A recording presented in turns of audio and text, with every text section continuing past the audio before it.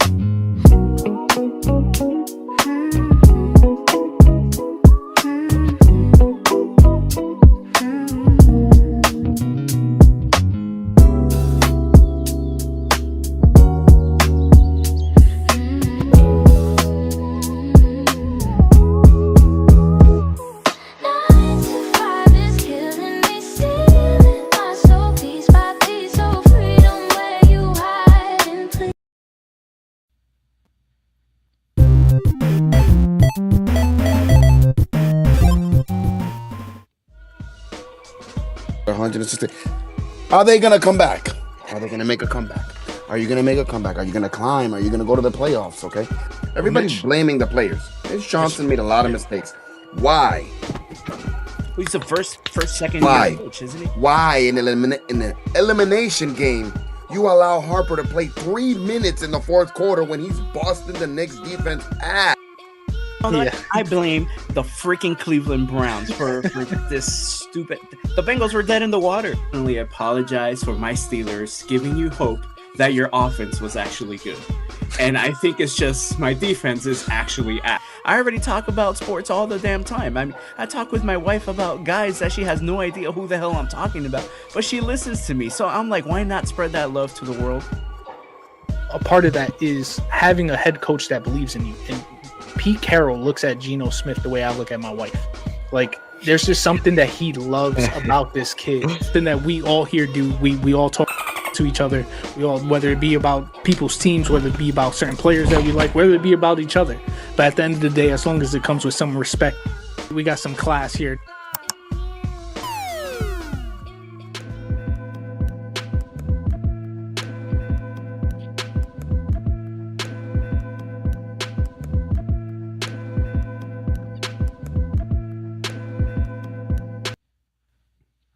Welcome to Macho Talk Sports, episode 30 to be exact. I'm your host, Miguel, aka Macho, and I'm here with my boy, Daniel Flores. How you doing, my brother?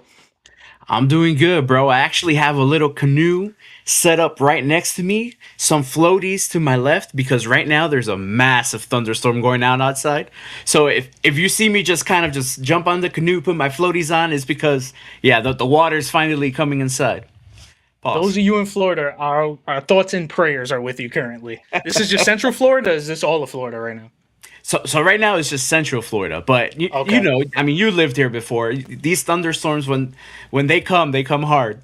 Yeah, it might be Moving that type of on. show. It might be that type of show. I don't know. If it's that type of show, I know my next guest is definitely going to be excited. Mr. Omar Gomez. How you doing, my brother? I'm doing good, and you guys, how you guys doing? Amazing. Amazing. Great, bro. Amazing. Be safe, Well, Flores. yeah, that's for sure. We definitely got a lot to talk about before we get into all that real quick. Just make sure that you like the video if you are new here. Please make sure to also hit that subscribe. We go live every Thursday at 8 p.m. Eastern Standard Time. I also have a Jets podcast that I normally do on Saturdays at 8 p.m. as well. There was a dead period, so I was chilling for a little bit, but now football is officially back to the point where actually a snap has been taken by the Carolina Panthers and it is a sack by the Cardinals. That's how much football is back right now. So we are back with Macho Talks Jets. The first show back will be on August 15th. On the next episode, I'll make sure to put up the graphic and everything like that. It's another week and a half from now, but definitely excited. Definitely football is 100% back. So is Macho Talks Jets. So make sure to check that out. But without further ado, let's get into this episode right here. Obviously, we got a lot to talk about. As I said, what we're going to do is we're going to start this off with some basketball. There was a lot of stuff going on with basketball. We had the draft, we had some trades, we had some movement, we had that free agency period. A lot of crazy stuff happened. A part of all that crazy stuff was a move that happened between the Clippers and, of course, the what's it called, the Raptors, right? They agreed to a trade. Let me pull this up real quick. The trade centered around Kawhi Leonard, right? They will not be completing that trade no more until the NBA investigation, until the NBA investigation into the Clippers, whether they circumvented the salary cap, is completed. How long that may take, nobody knows. But we know that we're getting closer to the season starting. So I'm going to start you off with Daniel right here. I want to ask you, with this pullout game being strong from the Raptors, do you think this is the right move or do you think this is the wrong move? So I guess it is the right move, but at the same time, I mean, you got to ask yourself as a Raptors GM, right? You made this move knowing very much that this may happen. And yes, Kawhi Leonard is the franchise GOAT per se. I mean, he did win his championship there for them and all that. But I don't know, man. I think they honestly I've heard that they pulled out, but technically they're still in the works of leaving a little bit of residue, a little bit of, you know, a little something something in there for the potential that, hey, they still want to get this done. It's a high risk, high reward.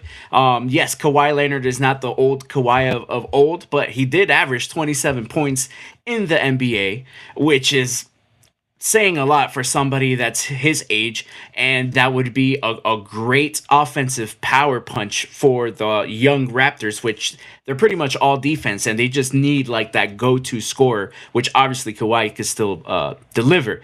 So is this the right move to pull out? I mean, yes, because you are taking risk, but at the same time, I mean, what's the worst that can happen? He gets suspended for a few games, but then hell, you get Kawhi rested for possibly a playoff run. That's true. That's true. I mean, there's like you said, upside, downside. There's a lot of different ways that you could attack it. Jet 71. No, there will not be any Knicks talk today. Well, actually, I can't promise that because Johnny Boy just jumped in. So unfortunately, I can't promise that anymore. That just went right out the window. But let me move on to Omar. Omar, I mean, you saw the trade. We talked about it when it came through. We spoke about whether we thought it was going to go through. We spoke about whether we thought there was going to be any discipline. They didn't seem worried about it. Now they're pulling out. Do you think that this is the right move? Pull out game weak. Just want to let you know, hey, pull out game Whoa. is weak. Okay, Okay, okay. because I'm gonna piggyback off what Flora said. When you initiated this trade, you knew what was going on. You knew about the investigation.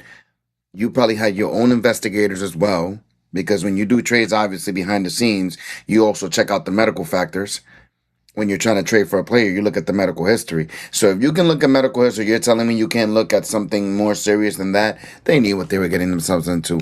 They just pulled out because they feel like, the traction is getting picked up. So now we may be screwed. Do we really want to put all our chips on something that can be a 50-50? Because before it was like 80-20. 20 the possibility of this falling through, and 80 being that it was going to get pushed through. Now it's a 50-50. Do you want to flip the coin? I don't think so. Toronto has a lot to lose. Toronto is going to be an up and coming team in the East. Very defensive, stacked team. They can sneak their way into the playoffs. They can be one of the beasts of the East.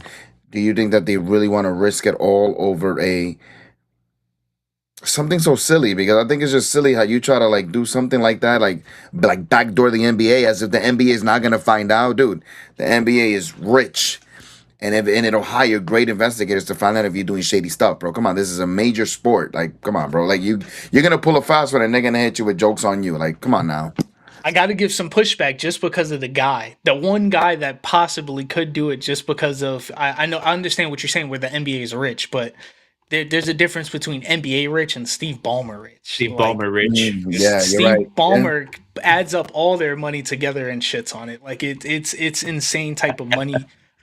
But to your point, like there's so much money just invested into the league, just in general, not just looking at everyone's bank account, but like all the future money that comes into the league, the generation that this money machine that is the NBA prints out. You mess with the integrity when you do something like that, and if you don't attack this right, someone like Adam Silver can potentially mess with the integrity of the league. And if you do that, how many people start pulling out, not just fans but also money, you know what I'm saying, investment. And that's where things could get tricky. To your point, when we spoke about this earlier, when the trade was official, there was very little talk as to whether there was going to be any penalties. Like it was kind of hush hush. They were doing everything behind closed doors. And now, as we get closer to the season, I still haven't really heard too much about it, but there must be some type of chatter going on behind closed doors if you see that they're getting nervous enough to pull out this close to the season. And you know that they were excited to get him because, back to what Flora said, he's technically their GOAT. You know what I'm saying? When it comes to the Raptors, he is that one person that brought them to that promised land in such a short history of the Toronto Raptors. So to get that back would bring a lot of joy to the fan base and also a lot of just competitiveness to the team that was the only team that gave some competitiveness to the Knicks in the playoffs. Now, to the actual question, was this the right move? I think it was the right move to never even do the trade to begin with, honestly. If I was the Raptors, I never would have did the trade to begin with because I'm one of those people that I think that what the Clippers did, what Kawhi did specifically, because I think it starts with Kawhi and his uncle before it goes into the Clippers section. The Clippers were just willing to play ball with it. And I don't like that, the fact that they try to do that. So now that this is coming down on them, if I'm all the other owners, I'm letting them deal with that. I'm just letting it happen. Whatever the hell happens with him, because they're not winning with him anyway. So even if we let them keep him, it's not going to hurt our chances of competing because they haven't been competing with him. They haven't been competing since they got him. Sure, have they made the playoffs, but have they made any real runs? No, not once. So with that being said, I never would have made the move to deal with the fact that they made it and now they're getting the cold feet publicly. That looks weak, but still it's the right move in my mind. So as long as they're waiting to see what happens, they're not saying we're definitely pulling out for sure. It's like you said, leaving the residue in there, leaving the chance of leaving her on red. I'm not gonna say no. I'm not gonna say yes. But if we move on to the second part of this, which is like, what now? What does each team do from here? Like now that we're in this waiting period of kind of just in limbo, and I'll start with you, Omar. Like, what do you do now if you're the Raptors, or what do you do now if you are the Clippers? Well, for Toronto, just continue to build around your young core. Just build around them. Just lock in. Build with what you have, and don't worry about what you didn't get. Worry about what you have. Focus on them because you got a bunch of young core. Got a young core. Good couple of players there. The Clippers. Well, it's a lot to think about. You know, it's a lot more to think about than just your roster. Because if you get deemed guilty of what they're accusing you of, the roster is the least of your problems, brother. Like championship is the least of your problems, the least of your worries. You got to think about the consequences and the penalties, and if the back and forth, because I don't feel like the owner's just gonna sit back and let all that heat come to him. He's gonna find a way to hire one of the best lawyers in the world and go back and forth with the NBA. So this is gonna be a long process. People think that the owner's just gonna sit back and take. No, he's gonna fight back, and it's gonna be a long process. He's gonna get the best lawyers in the world and mess around. He'll OJ it. Yeah. Yeah. But before I kick it off to Daniel, Kenny Pickett is pinned into the end zone right now, taking a snap, and the play called dead at a whistle. It's still the first quarter, but Hall of Fame game is all the way at the peak Yeah, right now. That gave me PTSD. That's you said. Kenny That's- Pickett. I started tweaking. I had to make sure I said that before I kicked it off to you. And Daniel, I mean, what does each team do from here on out now? So if you're the Raptors, kind of like what Omar said, you focus on what you have, and then you're gonna have to look at Brandon Ingram in the face and be like, "Hey, bud, welcome back. Sorry, looks like you're gonna play with us again." even though we shipped you off, we celebrated Kawhi. A bunch of the fan base said, "Man, finally we got rid of Brandon Ingram. That guy sucks." And now hey, back to the uniform, back to back to getting cheered. But yeah, they just have to focus on the young core because last year, I think everybody here in this panel, right? We didn't think the Raptors were going to be that good, but they were actually pretty decent, and they did make the playoffs, and they did give, they played the Knicks, right? Is that who they played in the first? Yeah, they First gave round. them a little bit of 2-1. trouble because of their length and just their overall size and their switchability on on defense. So honestly, they just have to focus on what they have. Obviously, it worked last year. Now they just have to really, really maybe not go for a Kawhi, but maybe find somebody else that can provide you a scoring punch. Maybe lean on RJ Barrett a little bit more. And I know RJ Barrett is very hot cold, but he is capable at the same time. But maybe you just need a go-to scorer. It really, and those are kind of hard to find in the NBA nowadays. But if you're the Clippers, I mean, if Kawhi gets suspended, you get your draft picks and whatever the hell the consequences of that's going to be. You're just going to have to kind of buckle down and focus on the current iteration that you have right now, and by that I mean they're looking to add somebody that's going to play Kawhi's position, not a Kawhi-esque, but they're looking to trade for Peyton Wilson from the Nuggets, which I think the Nuggets are also looking to speak with the Cleveland Cavaliers, and I think there's another team that was Lakers, thrown in there. There's a couple of teams in there. No, I don't want to mention them. And then so like you just kind of have to move on without Kawhi on your team, technically on your team, but he's probably going to be suspended for however many games. You just kind of have to go as business as usual, really. Yeah. Jet71 says, I agree. Raptors should build around what they have. Basically, Kawhi Leonard is a headache. I agree, which is why I never would have did the trade to begin with. But now that they're getting that cold feet. If I'm the Raptors, I would completely just tell them no. Like, just forget it.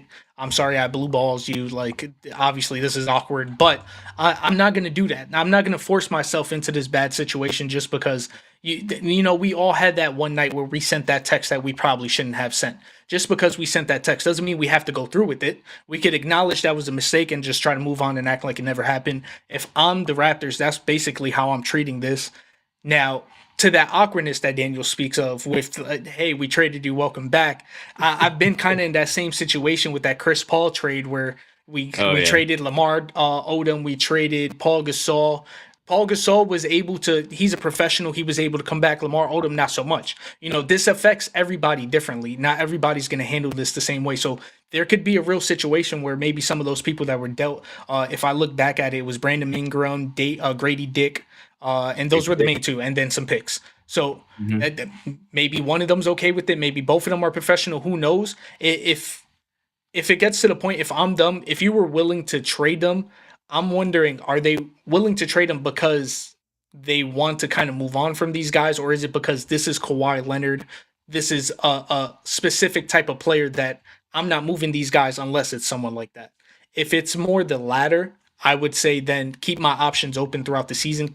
Stay with what I have, but keep my options open throughout the seasons because there's always going to be things that open up. Omar, it looks like you have to say something. Yeah, but you got to look at it like this as well, Macho. As a professional, you have to realize that you're part of a piece.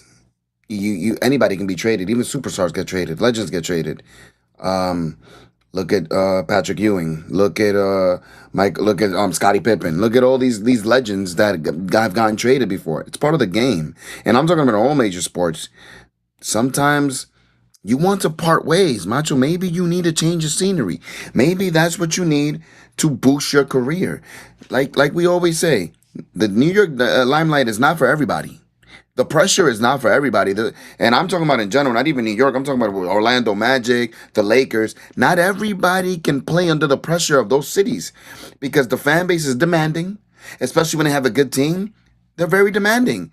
Now, can you play under pressure even as a professional? You're never taught to have cold blood. You're not taught that. You learn that along the way in your career. Nobody has the Mamba mentality. That's learned. You know what I mean? So you got to be a professional.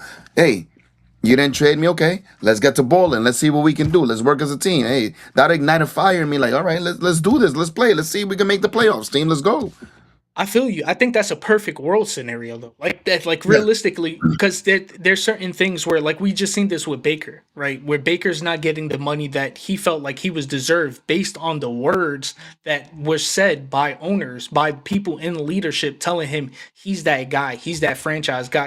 You're feeding me all this information, but when it comes time to pay up, you treat it a whole different way, and that could affect people differently. So like with this trade, maybe it was something as simple as they never had any issues and this was just something that opened up. This is Kawhi Leonard, how can we pass this up? This is our GOAT and we have to make this trade. Now it doesn't work through. We still like you as a player. We still like you, Grady Dick. We drafted you.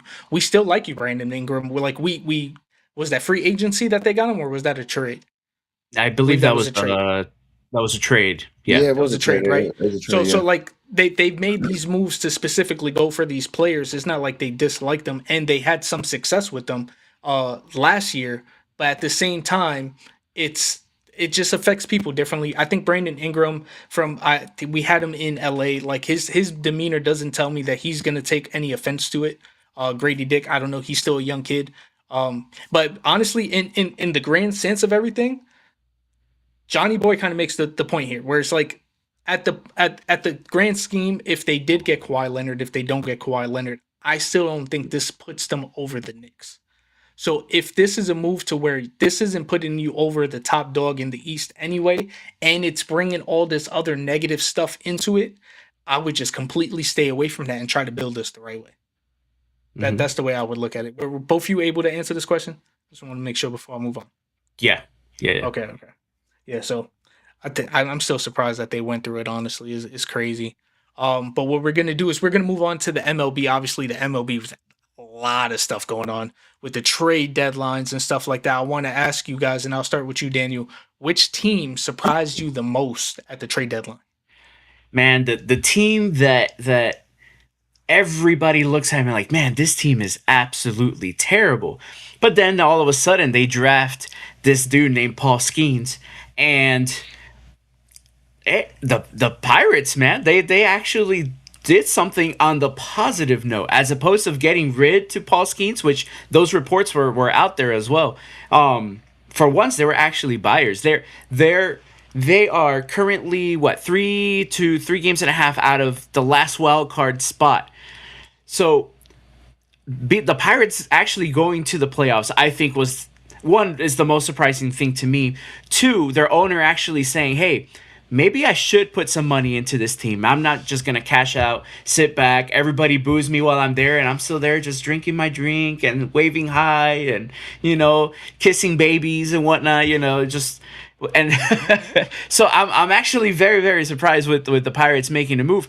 They improved their relief pitching. So at the moment they rank second in the MLB in runs scored and seventh in runs allowed. So obviously there was a little bit of room to improve on the relief pitching. And they went ahead and they got a Luke Weaver from the Mets. They got a Kirby Yates from the Angels, and they got a Lake Bakar, I want to say, from the Marlins. All relief pitchers, all great relief.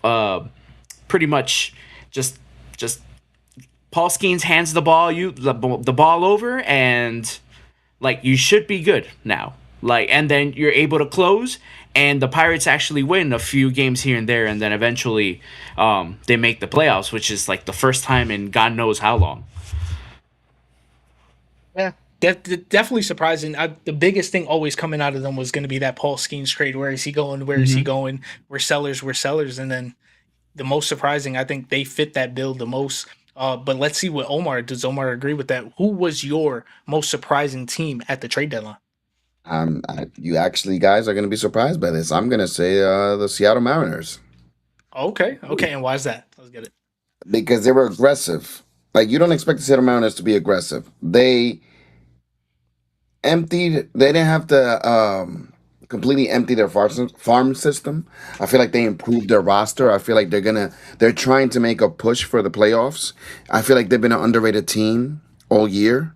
I feel like they have a chance. I maybe I sound crazy, but every time I see highlights of the Seattle Mariners, I'm like, there's hope there. There is hope. There's hope. They have a good team. I think that they can definitely make the playoffs, and they surprised me because I was like, the Seattle Mariners making more moves than the Yankees right now. Like really, they show that they want to compete.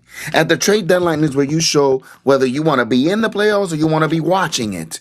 And if you don't make any moves to improve your roster, then I don't know. It's like the Mariners make me happy, and then in comparison to the Yankees, I'm like supposed to be like the roles are supposed to be switched. The Yankees are supposed to be the aggressive one, not the Mariners.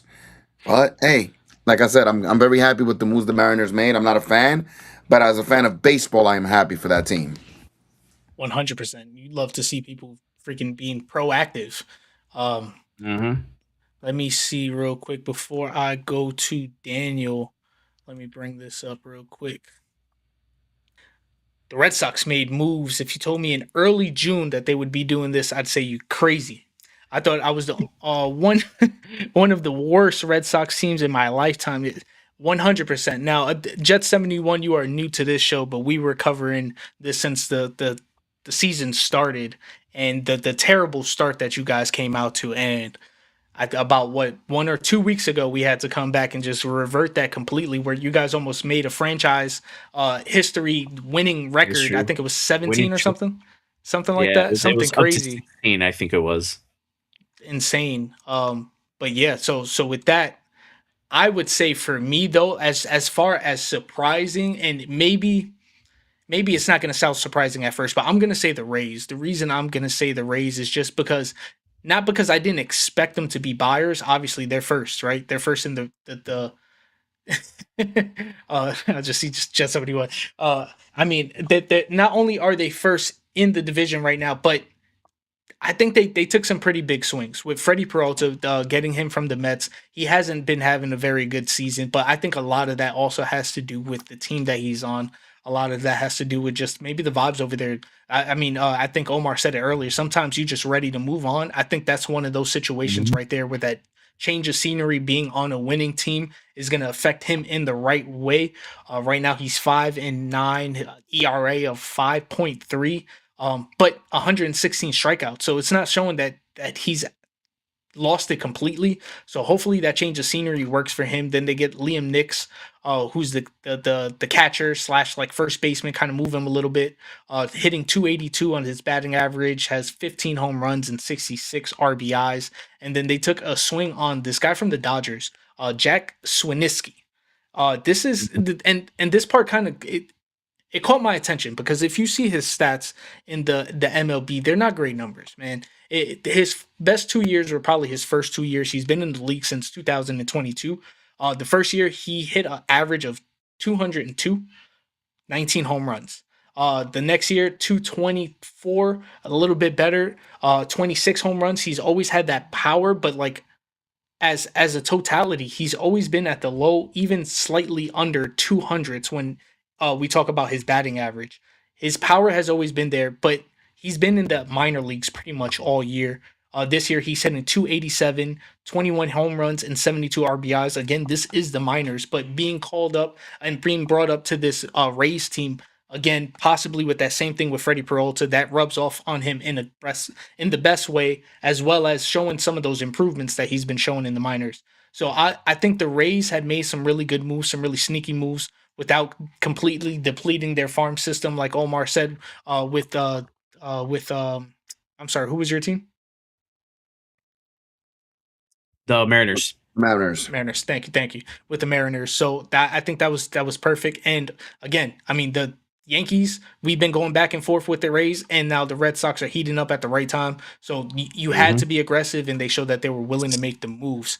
But with that being said, what we're gonna do is we're gonna move on to from the most surprising team. Let's go to the biggest losers. I mean, when you talk about trade deadlines, you got to talk about winners. You got to talk about losers. We're gonna start off with the losers. Who wants to go first? I'll let you guys decide.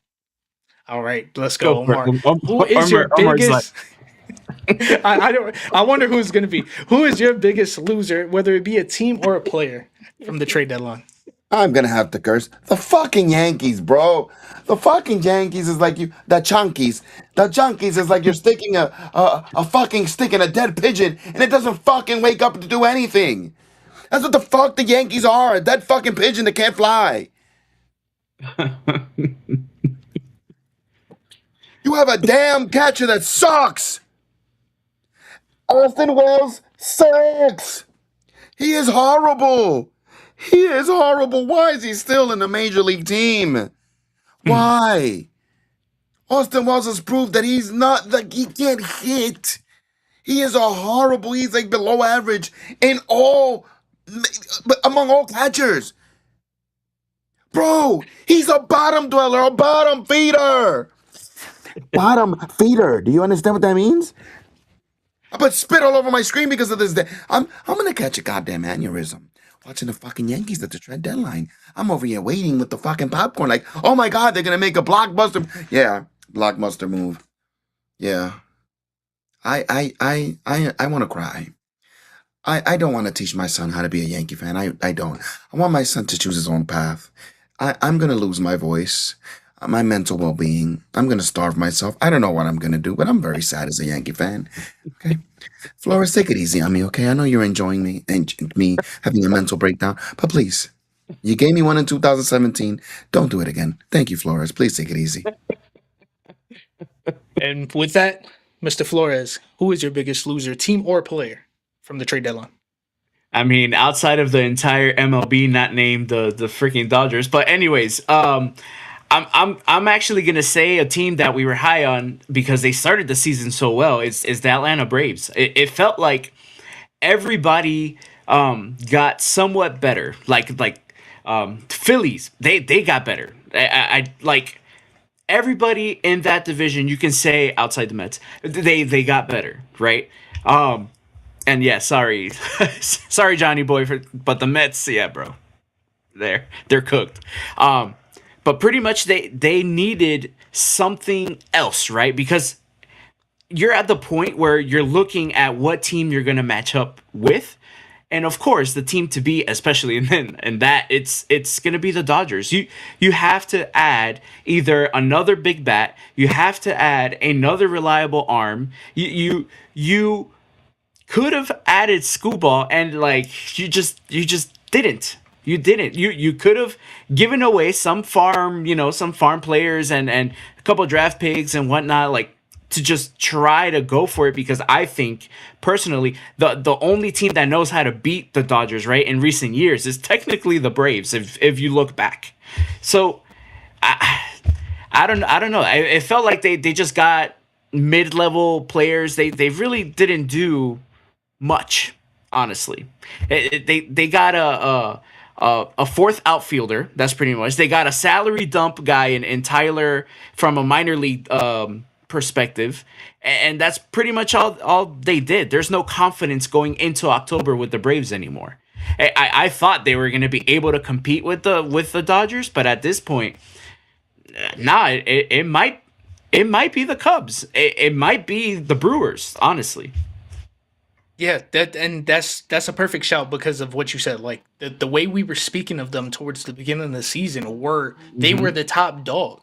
They were kind of that top dog. We always knew the Dodgers were going to be right there. Like it was never counting the Dodgers out, but it was the way that the Braves were playing. They weren't just winning against teams. They were kicking teams' ass. It was really big leads. It was a lot of exciting baseball, and then it's just kind of died down a little bit. And at the deadline, you would expect maybe you try to get some of that spark back, and it kind of just didn't work out there. So I do love that shout. Jet71 says, "You're gonna have a mental breakdown over the Yankees. Try being a Jets fan. That is an amazing point. But I'll do you one better. Try being both. That would be me right Both. now. My biggest loser is the goddamn Yankees, man. Listen, don't get me wrong though. I like the additions, right? I do like Elliot Ramos. I do like Luis Garcia. We had some deficiencies in the outfield. We had some deficiencies on the infield. We had a huge deficiency as catcher, as Omar so adequately stated. But when it comes to the Yankees, excuse me, you could call me spoiled, but I want more. We're the New York Yankees. Like the standard is and always will be World Series or bust. And I feel like somewhere down the road they just kind of lost that. They seem okay with being the Yankees and being like, we're gonna be in the postseason, we're always gonna make money. Like I feel like that desire, that fire just isn't there yet. And it hurts because this is a organization that was built off of championships. No matter if you agreed with how they got them or not, like you could dig into that history for sure. But what you couldn't say was that they didn't care about anything but winning championships. And it seems like for the past 16 years, you haven't seen that. The one denominator that you've noticed from the past 16 years versus the history of the Yankees before that was the winning. And it feels like George Steinbrenner, rest in peace to the boss. He died in 2009. Excuse me, he passed away in 2010. The last time we won the championship was in 2009.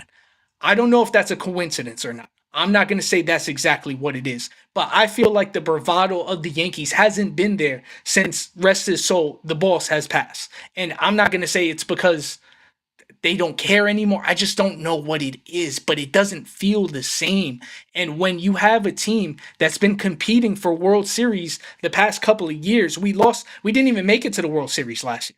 We didn't even make it. And you feel confident enough to let the Dodgers, like, even if you don't want Screwball, you don't let the Dodgers get him.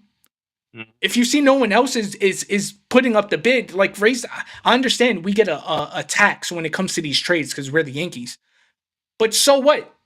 We've gotten that tax for so long. Pay Pay it. You're the Yankees.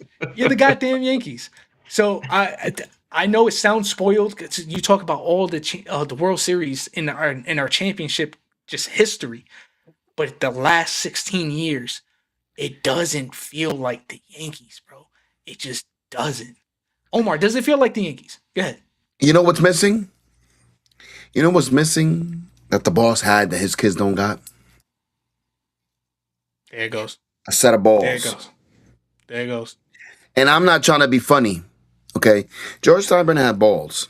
He would go out, and if he had to get every fucking body, he would get every fucking body. And if he had to go into the fourth apron of taxes, he didn't give a fuck. He didn't care about profit. He didn't give a fuck about the jersey sales. He didn't give a fuck about any of that. He cared about winning and championships. That's all. George Steinbrenner, his oxygen depended on World Series, getting everybody, getting the best guy, trading for the best guy, and winning. His sons are nothing like him. If his sons had a good, if somebody gave them money for the Yankees right now, they will sell the Yankees. George Steinbrenner would have never, ever in his life sold the Yankees. That was his baby. George Steinbrenner meant something. When those guys walked in, they were scared of him. So they played their asses off out there because they knew the boss would chew every single one of them out or let them go at the end of the year. You ain't getting shit till you win. but we've lost these. This is the problem. We've lost Do, these. We don't have these do you anymore. think? Do you think it has to do something with not the city itself, because we know the pressure of playing in New York, but something in that clubhouse? Because when was the last time that a top caliber player just wanted to go to the Yankees? Like before, everybody wanted to play for the Yankees, right? Because they were that top tier, how you guys are saying. But now it's like I mean, technically now everybody wants to go to the Dodgers because they Yeah. defer money and they're gonna get paid like 10, 15 years down the line. Because they're the Yankees of the old. They have that bravado. You can't say whether you like the Dodgers or not. You can't say that there's another team out there that wants to win more than the Dodgers. Like that's not a debate. Whether you think there's a team better than the Dodgers, fine. But you can't tell me that there's not a owner out there that wants it more than the Dodgers. Like they show it every year, whether they win it or not. They're still loading up on more talent and more talent. That's what the Yankees used to do. Oh, that's so Jets. So I'm sorry. Get. no. So like Judge was developed from within, right? Then Giancarlo Stanton, which at the time was like what he hit 55 homers, I think, the year before, then got traded to the Yankees. You know, you guys say thank you Jeter because technically that's when that happened. But outside of that, like who has been your biggest acquisition? Maybe Jarrett Cole, but he hasn't Cole, really he hasn't really hasn't been. paid off. Yeah. Yeah, no, at all. So outside of that, like there hasn't been really any big acquisition at Yeah, all. same thing. Same thing with pitcher. Our best pitcher, Cam Schiller. He's somebody that was within. He wasn't somebody that Within. we went out to go get. Type of. It's. Correct. I don't Correct. know. Like when and to what Jet 71 is asking. Like, what do you guys think the issue is? Is it Boone? Is it Cashman? The ownership? I think it's a little bit of all of it. Honestly, I It's think all three. it starts off with the ownership, but it trickles down into both of those guys, Cashman and Boone as well. Like it's just Mhm. it's and it sucks. Also It finding sucks. finding the right manager is such a big, because they've bounced from manager to manager I and don't. nothing's really changed.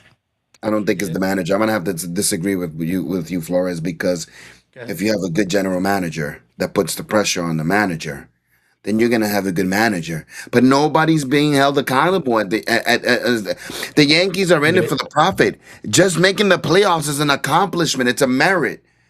Okay, getting that ALCS ring, everybody was hyped. The Yankees of old would never be hyped with a fucking ALCS ring. That's what John Carlo looked at them like. We didn't win it. I don't want to see anybody wearing that shit in here. He's right. You're Popping happy with an champagne. ALCS ring? Like, What are we doing? bro, if you don't sit down somewhere, you losers. And let's move on from the losers, though. Let's move on. We spoke about this painfulness enough. What we're gonna do is we're gonna go on to the winners, and I'm gonna start it off. Let's go with Flores. I mean, we spoke about the Yankees long enough. Let's go to somebody else that isn't a Yankee fan. Who's the biggest winner, whether that be team or player, from the trade deadline? And we can't use the Dodgers for obvious reasons. I'm gonna go with the Phillies. I think the acquisition of Luis Arez, which I've mentioned before, where he is a great bat. I mean, this guy rarely strikes out. He just keeps the line moving, and I think this is something that the Phillies need. Just a single. Like singles hitter, keep the line moving type of guy, always on base. Until your power hitters like your Harpers and your Shorbers and and then so to me, I think that's what the Phillies needed, and I think they went out and actually got it. So they're everybody again is they're just trying to compete with everybody within that division, and that's why I think the Braves kind of just them sitting back and doing nothing while they just let everybody kind of catch up to them. That's where I have, I know we moved on to the winners, but it's just the it just carries over, right? Just the losers are the Braves, the winners are the Phillies, and just be careful with the Phillies because the Phillies can make noise in the playoffs. 100%. Omar, who is your biggest winner, team or player, from the trade deadline? So the Seattle Mariners, because they addressed key needs, they improved their roster, and they put themselves in a much better position heading into the playoffs. I think that they did what they had to do. They addressed their what they thought was flaws, and they didn't have to give up their entire farm system. So I think the Seattle Mariners were not only the biggest winner, but one of the smartest teams at the deadline. Yeah, and I think Jet71 actually answered the question for me earlier. I'm gonna go with the Red Sox, man. The Red Sox made some great moves. They're capitalizing on the momentum that they had in the past month and a half now. They get their catcher with I can't pronounce his name. All the what's his name? Rushman? Andy Rut Rutschman? Rut. Let's call him Rut Rut.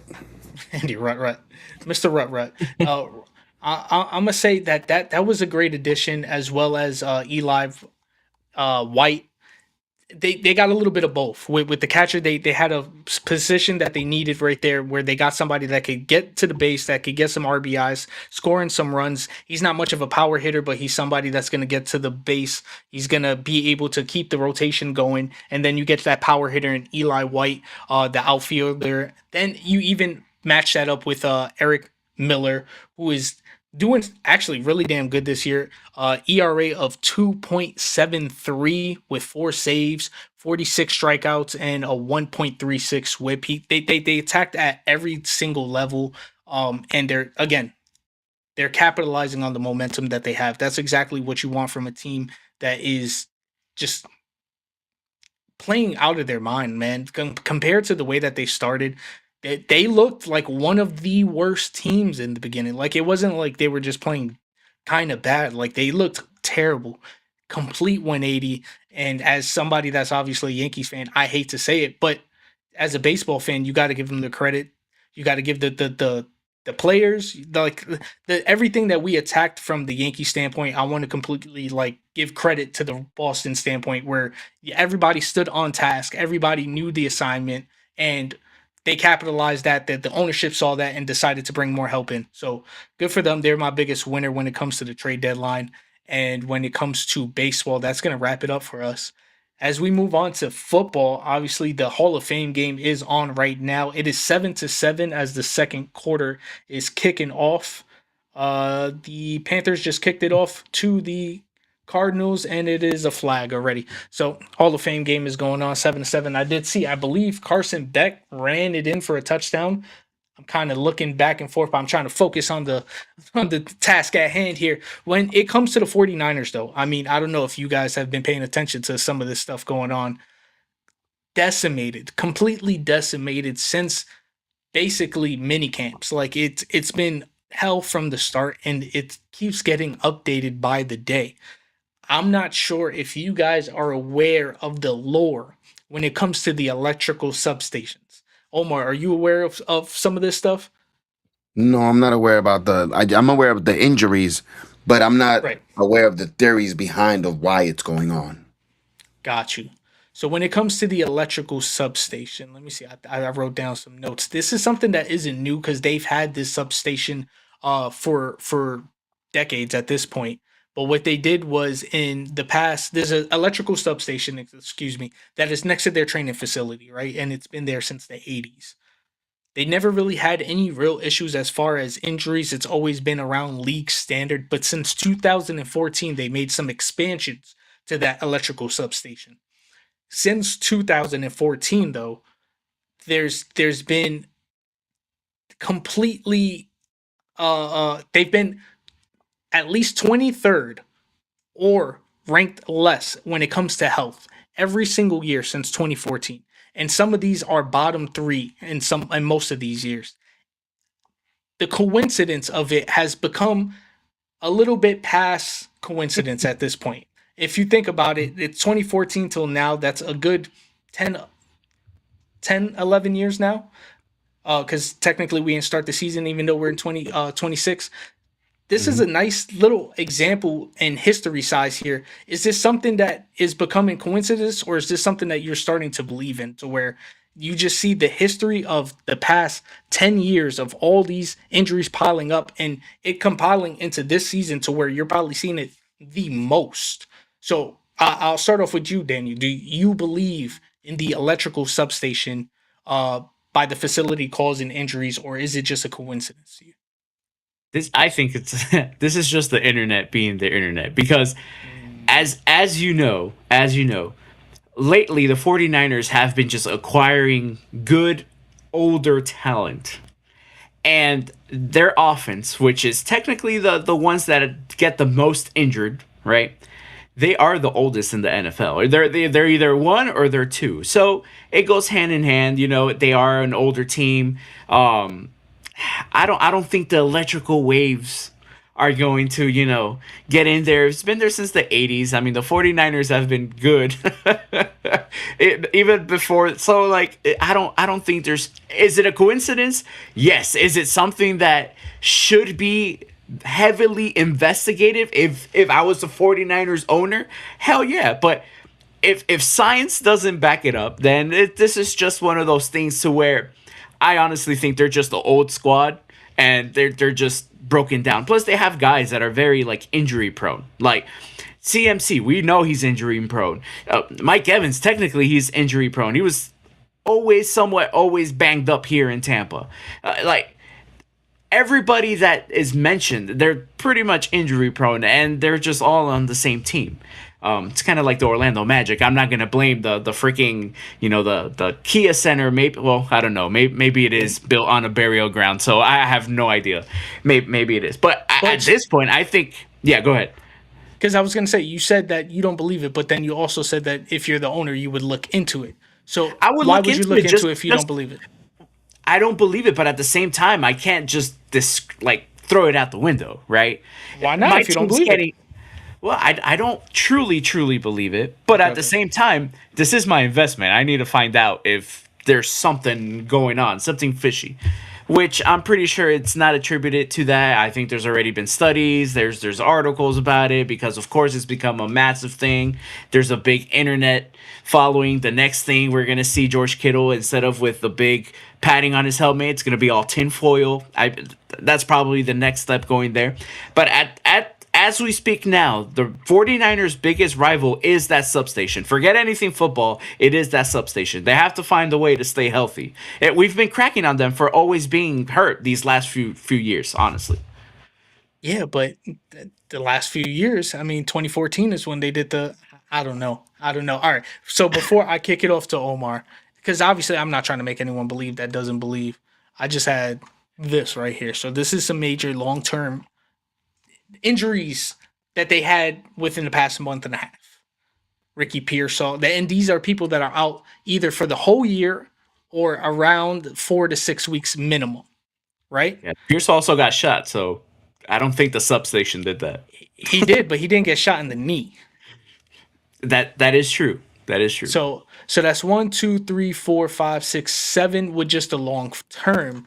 But then if you look at just injuries in general, that list gets expanded a little bit, right? So this is the type of stuff. Now, some of this stuff, there's finger fracture. There's no electrical substation that's going to do that. But if you look at most of these stuff, it's a lot of quads, it's a lot of hamstrings, it's a lot of ACLs, PCLs, all that stuff. And when it comes to the soft tissue, so I want to say that I don't believe because I understand how it sounds. But when you hear all the time, it sounds like a duck, it looks like a duck, it's probably a duck. Like where there's smoke, it's fire type of situation. It's hard to ignore at this point. But let me ask Omar before I fully get into it. I mean, now that you got some of this backstory, do you believe in some of this electrical substation stuff, or do you think it's just coincidence? Man, y'all talking about the 49ers and my eye itch. It's like I'm about to get an eye injury talking about this team. Remember that? You once said voodoo earlier, so maybe that's what it was. Remember this from the episode that I told you they were going to give these away at the 49ers? Let's start giving these away. Because it's like there's no way. Like you said, it sounds silly. But then you start to put two and two together. It's like, is it really a coincidence? Because the last few years, it's just injury after injury after injury. So what is it? What can it be? Like Flora said, it needs to be investigated because there's no way that every year you have 5, 6, 8, 10, 12 injuries to key players. Like this, it needs to be investigated. It needs to start with the medical staff, and the owner needs to investigate what the hell they're doing with them. Like, what type of workouts are you doing? What type of rehab? Like, what is going on right now? Because this is not normal. Like, okay, 1 year you can have multiple years, even 2 years, but back to back to back to back to back years, you're the team with the most injuries in the NFL. There's no way, man. There's no way. So, this needs to be investigated, man. Because it's a coincidence, but at the same time, you're like, is there somebody behind all of this? because you start to wonder, and theories and conspiracies start coming into your head. Yeah, it's hard. I'm again. It sounds skeptical. I understand the voodoo and all that stuff. I feel you, but it's like at this point, when it comes to 9, 10 years of history of it showing you've been 23rd or worse in all of those years since you've done it. I don't. I got to look at other teams just to see if anyone's been worse than that. I don't think there has been. And you look at this year, it's just it's insane, man. So It could I, it could be yeah, it could be the Kyle Shanahan offseason workout regimen or whatever he's, telling them, hey, work on this in the offseason, and when they come back, they overdid it or something of that nature. Because it's kind of felt like when after Kyle Shanahan took over, he's never had a healthy team. Not a healthy quarterback, not a healthy running back, not a healthy wide that's a good receiver. point. They're always missing a key player. So it like Omar said, you have to start with the training staff, man. You really do. You have to. What the hell are they doing in the offseason to when they step into camp? They literally just break a finger out of nowhere. He got hired in 2017. So 2017. So the substation was 14. So there's only about a 2, 3 year gap in between that. Maybe they But started. so there could be a lot. There could be to where that gap is so small, where that could be it, where it could be a Shanahan thing. I never really thought to say that. But and then Jet 71 says, yeah, if they won 5 Super Bowls, that's more a credit to them being a great organization as opposed to their health. Because obviously being a healthy team is obviously important, but also the even though there's injuries everywhere, who are the people getting injured is usually the most important part. So as long as the important people aren't the injured people, and I mean sometimes it was their quarterback and they still found ways to get there. So I mean, again, just one of those teams and organizations that know how to find a way. They know how to win. So that I think that's just more a credit to them with those 5 Super Bowls. And I think I saw it earlier where he said Carson Beck is looking like he's coming the second coming of what's Kurt his Warner. name? Kurt Warner. So I'm looking at his stats. He's 10 for 12 right now, 134 yards and a touchdown. So he's carving up the Panthers. It's 7-14. Kenny Pickett It is is 8 the for Hall of Fame 11. game. It's Hall of Fame game, yeah, but still, it's nice to see. I mean, this is the first action of football. They have the most shiniest helmets in North Carolina right now. What are they doing? All those are disgusting. What are your thoughts on shiny helmets, like sparkles? I don't Both know. of you. It's I feel like I'm those me gonna get blind. I'm gonna get blinded. Like when the sun reflects off of it, I'm like, it's not a little league football team. Why are you trying to spadazzle you? Whatever. I'm I'm Yeah, just I'm a big black guy, or I'm yeah. not a big black guy, but well, wow. Wow. but Clip black it. the color, Got it. black Got the it. color, the color. So I like my matte. I like my matte. I like my darker tones. I'm You not a like your big big black guys. yeah, no, no. No, but yeah. So that looks disgusting. Like Omar said, like it looks like a little league thing. Like it almost looked like they're trying to be a. I don't know if people collect Pokemon cards, but it looks like the holographic Pokemon cards, but like the fake ones that you get from the 25 cent machine. It's Kenny Pickett is scrambling and he slid. You heard that a lot, haven't you, Daniel? Anyway, let's move on with the 49ers here. I mean, it's hard to believe. It's a lot of what's it called? The conspiracy theory There's for sure. yeah. It it is that, and I think I'm falling into it the deeper that we go. But the last topic that we have here for the NFL is Stephon Diggs signs with the Washington Commanders for a 1 year deal up to 12 million. So the 12 million isn't completely guaranteed, but he can do that with incentives. I want to ask you guys if you can attack this from either side, whether this be Stephon Diggs side or a Commander side. Is this a good move or a bad move? And I'll start with you, Omar. I think it's a great move for the Washington Commanders because you add a good receiver and you pair him up with a good quarterback. And I think, like we were talking about earlier, Macho, the change of scenery. It gives him an opportunity to prove himself once again. Because if you can do it on one team and you do it on another team, there's no question about it that you are who you are, and you're shutting a lot of people up. Because there's people that question him, like, is he really that good, or is it the quarterback making him that good? If he goes to another team and he produces, that won't be a question anymore. You know what I mean? Especially with that young quarterback. He has a little bit of experience, but he's inexperienced still. So the key test of his greatness is going to show is working with him and making him a better quarterback and at the same time making himself a better receiver by tapping into the system. Like we always talk about systems on this show. He has to get with the system, get with the coach, and I think it's a good pair for that young quarterback. I think he needed that type of receiver. Change of scenery is always good. Change is always good, as we always preach in this on this show. 100% Jet 71 agrees with you. Even though he's not a Diggs fan, it was a great move for Washington. But do you agree with that, Daniel? Do you think this was a good move for Washington or for Diggs? Football wise, yes, but with Diggs, it's are you getting the football player or are you getting the entire package? And I'm not gonna dig into the rest of his stuff. But Diggs, the football player, last year with the Patriots, obviously helped a young Drake May because he is running like the routes to his to perfection pretty much because he's an excellent route runner. And now with Terry McLaurin on the outside, like teams don't have to rotate their entire defense to Terry McLaurin because now you have Diggs as a second option running inside between the numbers and everything like that. So it's a great move to have a guy like that for Jaden Daniels.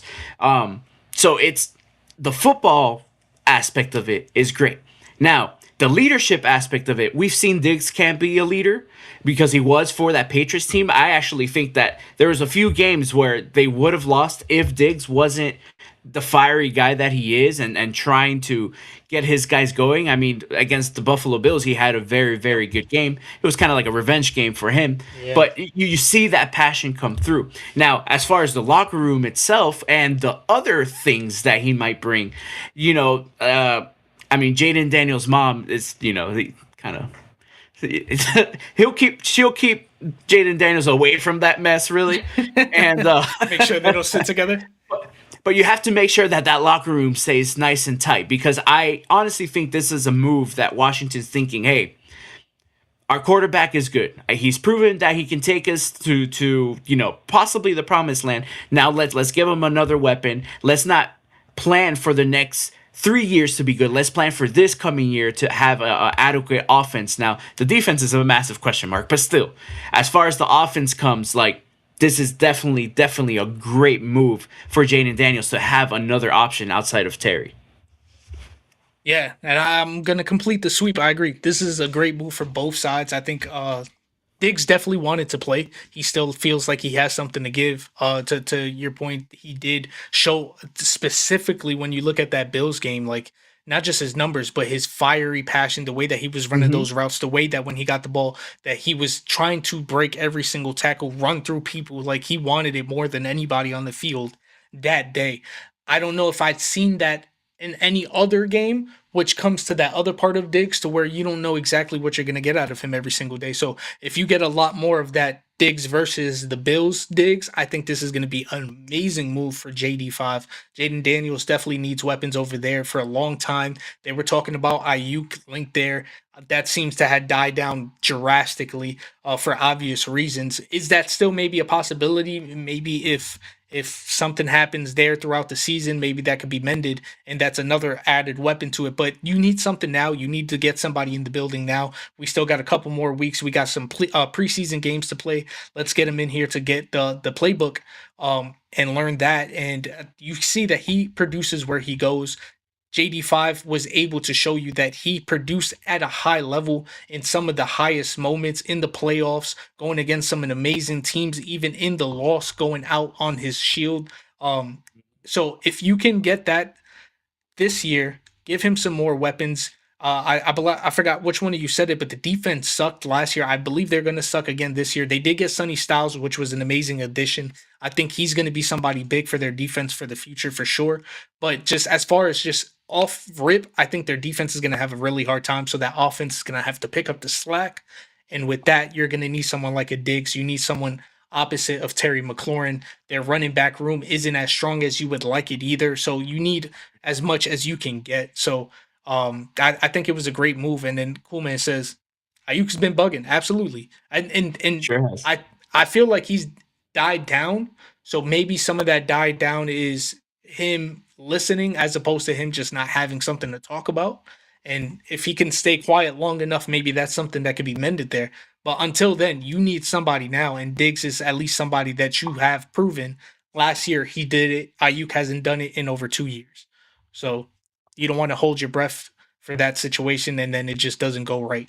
Um, I honestly think the one place that would have made more sense before we move on for Diggs, but I know it's not going to happen because there's too much pride, would have been Buffalo. Because I think Buffalo's another team that could have used that weapon, specifically a pass catcher. They did get DJ Moore, which is great, but you need more than that. I mean, you saw last year, the only person that you could really rely on was not Keon Coleman. Who was that other receiver that is slipping my mind that's been there for a couple of years? He's solid, but he's the only person that's kind of been consistent, but he's never put up the numbers that you can trust him as a wide receiver one. So you're hoping maybe DJ Moore could be that guy, but imagine having a DJ Moore and then someone like a Diggs on the opposite side where you can kind of have a revolving door in the slot of who you want to put there. And it's just I don't see both sides doing it because of the pride, the way that ended. But I think that would have been storybook. Yeah, I think that's where the other side of the coin comes into play is this the extra package. That's where you kind of have to put it into account if you want to bring a guy like that into the locker room.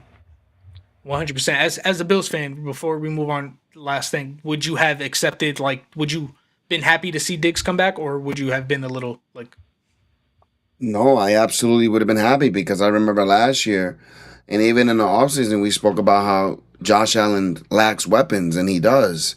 Because once you shut down a couple of receivers and his running back, what does he have? You know what I mean? So Stephon Diggs would have been a great addition to that slightly good offense. He would have jump started that whole offense. But I think both sides are just too prideful. yeah, yeah. If we were talking about it last year, and then I mean, we talked about the Yankees, like feeling like the Yankees are wasting Judge's career. It kind of feels like they're going that route with the Josh Allen thing, where it's like you've been good enough to compete, but never good enough to actually win it. And when it comes time to show it, like when free agency, trade deadlines, you're not making the big moves. You're making like decent sized moves, or even when you take a step up, you take a step back. Honestly, that could be said about a lot of players, though, because there's always that one guy that was always in the way, and there was always some great quarterbacks that if they didn't play in the same era as like a Peyton Manning, as a Tom Brady, as a I mean Big Ben because he got two, Eli Manning because he got two. There's always that one quarterback, and in this era is definitely Patrick Mahomes. So he has to kind of get through that and then eventually get to the Super Bowl. But he hasn't gotten to the Super Bowl because he's been running into Patrick Mahomes. But that's where the team has to come in and try to build that team around him enough to try to get past that hump. Like you've seen that even in the years that you lost to Patrick Mahomes, you've always been right there. Like you've always been that one possession away. But Greatness wins, man. Greatness wins. speaking of greatness, man, let's talk about some running back greatness. If you guys saw this last week, we started a new segment called My Perfect Player. You're going to be going through history and picking, depending on the position, today is going to be running back. So we're going to be picking any running back from history and take one specific attribute from that running back. When you select that running back, you can no longer pick that running back for any other attribute. So you can pick him one single time. And we're trying to build the best perfect running back for us, the type of running back that we like the most. We want the speed of this guy, the power of this guy. So I want to ask you guys, who was going first? Go for it, Omar. Next week, Flores, you go first. I'll remind myself to let you go first next week. I got you, buddy. All right, Omar. I'm excited for this one, honestly. It's there's so many different routes you can go here. So many good running backs, right, bro? Yep. Absolutely. All right, so we got Omar, let's kick this off. Who do you have for speed? I have Chris Johnson. Oh, I love that. Why? Bro, it's just he was like it's like he took 2 steps and all you see is like a burst, like a bullet. He'll just like he'll start with the 2 steps, like read, like I don't know what he used to do, bro. It's like he used to read. He used to look for holes like a Terminator, scan for holes and just go and just burst, bro. And just all of a sudden, bro, The defense would chase him. He would be here. The defense would be here. Like, bro, it's incredible, bro. It's just, it's just a sight, bro. It's like playing Madden, bro. Like, it's unbelievable. And Jet 71, keep doing this. I like this. I like this. Speed Eric Dickerson. I love that. I love that shout. That's a good shout right there. That is I a want good I show. want I want to hear who else you got. So, but let's go to Omar first. Power. Who you got? Derrick Henry, King Henry. Of course. And why is that? Bro, was this kid a running back or a linebacker? Because bro, the strength that this kid had, bro, to stiff arm, to push, to just push through, bro. Two people on him and still keep running as a running back, bro. That's impressive. You're strong, bro. You're Super Saiyan strong, bro. Yeah. I think low-key, he kind of teetered linebacker a little more than running back. If No, you bro. look at some of his highlights. And then, of course, Jet 71 for Power got Earl Campbell. Oh, he's going old school. I love this. I love Yep. this. For Vision, number 3, Omar, who you got? Vision, I wrote this down. Hold on. I have Barry Sanders. Ooh, Sanders. And why is that? You can see in the highlights, bro, and Barry Sanders highlights, like, it's not that he hesitated, but again, he scanned the field to see which way he was going to go. His IQ and his vision were in sync with each other, bro. He would know. He may have not been the fastest guy in the game, but he was one of the smartest guys in the game. That guy knew what he was doing on the field, bro. He was very strategic and logical with what he did. Love it. Love it. And then we got for Vision, Curtis Martin. Yes. Let's get some Jets love in there. Hold on. Let me pull that one up. Absolutely amazing running back. Curtis Martin, legend for not just the Jets, but just Hall of Famer in general. When it comes to pass catching, who you got, Omar? You're gonna like this one, LaDainian Tomlinson, Let's go, LT. Why is that? bro. Because you can see, like, there was times that he looked like a damn receiver out there, bro. Like, bro, you don't find running backs like that. Like in the old school NFL, you would find running backs that could do it all. Nowadays, have 2 or 3 skills, but catching is not one of them. And it's not to offend the new age, but it's the old school, bro, did it all. They sure did. Here, real quick. LT, man, absolutely great, and obviously a Jets legend as well. We didn't get his best years, unfortunately. A lot of that was in San Francisco, or not San Francisco, San Diego, excuse me. But freaking one of the greatest running backs I've ever seen in my life. And then for pass catching, Jet 71 got Roger Craig. I definitely have to look up Roger Craig. I'm not gonna lie, I have to look that Yep. up. For number 5, Omar IQ. Who you got? Miss Smith, bro, smart guy, very smart, bro. Like another running Wait, back. who was that? I'm sorry. Emmett Smith. Emmett. Okay. Like, bro, he may, like I said, he might not have been the fastest dude, but bro, you had to have, everything's not skill. You need intelligence as well when you play sports, bro. You got to be everything's about strategy. And Emmett Smith, bro, was a genius on the field. Love it. Love it. You guys right there. The IQ is right there. Look at that. Emmitt Smith. Perfect. Now, Emmitt Smith, absolutely. We talking about some of the greatest running backs of all time right there. Emmitt Smith is definitely in that conversation. And then to finish it off, 6, elusiveness. What you got? I would say Marshall Falk. Ooh, Marshall Falk. Throwback. Hey, man, I like my classic players, bro. I yeah. really do. I like old school. Rams Old legend. school football. Yep. Old school football, bro. This guy, bro. He made a mockery out of people, bro. He did it for a living, for free or for a salary, but he made a mockery out of people, bro. Take a screenshot of that. Love that. And we're gonna You know, move Jets Daniel down. Jet 71 actually he knows ball, really. Definitely knows ball. Definitely He knows knows ball. ball. Listen, I know we Jets fans, but we know ball. I promise you. Promise you for sure. Barry Sanders. You guys. Perfect right there. What we're going to do is going to change this name to Mr. Daniel. If I could spell it. My fingers always slip on this one. Is that this year, Roger Craig Hall of Fame induction? Because I was looking at his stats in the back from Who did he 1983 play for? to. So he played for San Francisco most of his career and then finished it off with 2 years in Minnesota. But Gotcha. when it comes to receiving, yeah, 48, 71. This is receptions, not targets. 48, 71, 92, 81, 66, 76. Yeah, that's a satellite back right there. Yep. Respect. Sure. Respect. Daniel, let's kick it off. Speed, who you got? So I'm actually gonna go with Bo Jackson. Ooh. He was an athletic freak. To move at that speed, with that size. I mean, shoot, they made a game out of it. Really, the little Literally. what was it called? Was it Retro Bowl, or I think it was something like that. But Something. anyways, he had a 4.13 second 40-yard dash. By the way, that's quick for a guy that big. A Honestly, little bit. A little bit. Honestly, yeah. yeah, Bo Jackson's one of those players. You could take honestly any of his attributes on this list and it might work. Yep. For power, who you got? I'm gonna take it back home, back to the wheels on the bus go round and round. That's how I'm gonna take my big boy, the bus, Jerome Bettis, 250 pound, but had feet like a little twinkle twinkle ballerina. I mean, he was massive, he was big, he was powerful. You give him the ball at the 1 yard line. I mean, there was a game where I think he had what, one rushing yard or two rushing yards, but he had three touchdowns or some shit like that.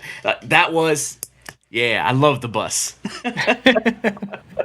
Yeah, how could you not, bro? Bus is one of those players that would just fun as hell to watch, unless you were going against him because you hate it. Because you're like, just tackle him. But it's a lot easier said than done if you see the bus. Roger Craig, Hall of Fame, in spite of the substation. That's a good point. He was gone before the expansion, though. Before the expansion. But he loves your Jerome Bettis call. Let's go with number 3, Vision. Who you got? So I'm gonna stick right there in Pittsburgh, and we're gonna call out Mr. Le'Veon Bell. We all know the patience. We knew that he was gonna do a little stutter, see a hole, and go. I mean, that guy's vision was unbelievable. His patience, his awareness to see a hole, hit the hole either right away or just wait for the hole to open up and then go right in. Pause. But anyways, that's my guy, Lev Bell, man. And an amazing follow on Twitter. If you're on Twitter, it's a person for Him and Antonio Brown is yeah. It's a And- little controversial, but I love it. one of those players that I was so excited to get, and it just freaking fell flat on our face. You definitely got the best years of Le'Veon Bell. One of those players that said he never ran full speed, and if you watch his tape, you could believe it. Like it Yep. was smooth, absolutely smooth. But let's go to number 4, pass catching. Who you got? So I have a legend here, probably one of the original multifaceted back is gonna go Marshall Falk. Well, He I think he reinvented the position. He just happened to play running back. He was more of a receiver, honestly. And I think he's what, 767 career receptions coming out of the backfield. That's a lot for a running back, and great hands all around. and he was toting it too. Like he wasn't one dimensional. Yep. But number 5, IQ. Who you got? I'm gonna go with LT with Ladainian Tomlinson, and that's because his awareness and just to find the end zone every single time.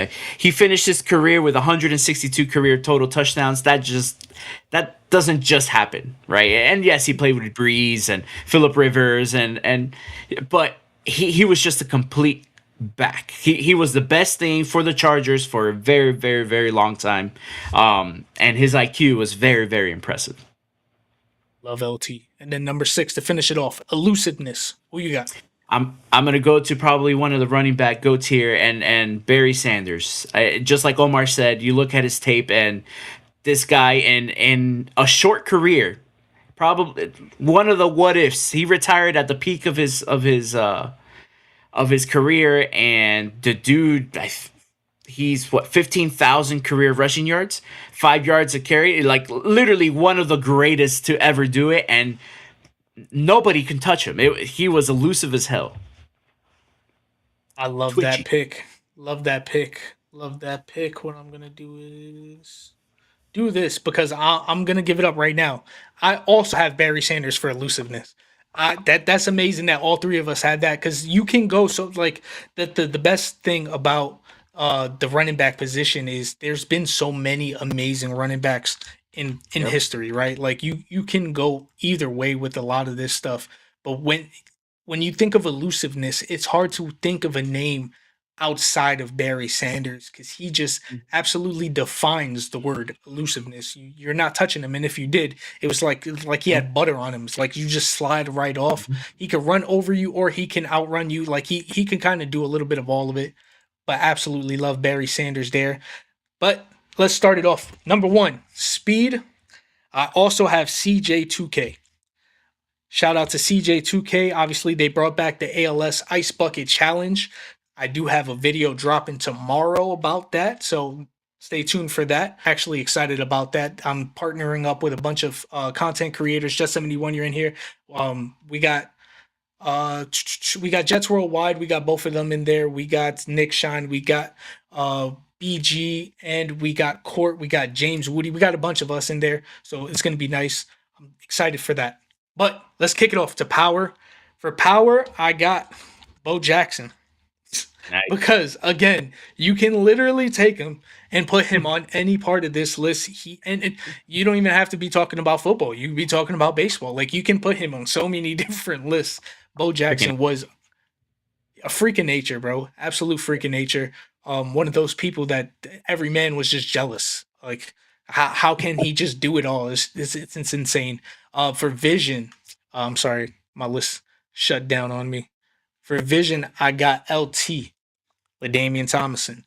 One of the greatest running backs I've ever seen in my life. Somebody that was able to do it on all levels. He could pass catch. He could block. He can run through any gap. He can outrun you. He can juke you out your cleats. A little bit of everything. And he was also a locker room leader. As somebody that got to see that firsthand when he was with the Jets, like he was somebody that came in, and even though he wasn't a homegrown type of person, he took that leadership role to heart, right? And we named him as one of the captains and everything like that. So absolutely love LT for sure. When it comes to pass catching, I got CMC. I was going between the new boys with CMC and Bijan because they kind of bring a little bit a different type of pass catching when it comes to me. I'd like the ability of CMC to be able to catch it anywhere, but I love the route running of Bijan at the running back position to where you can put him at the slot. Like he's nasty when it comes to route running.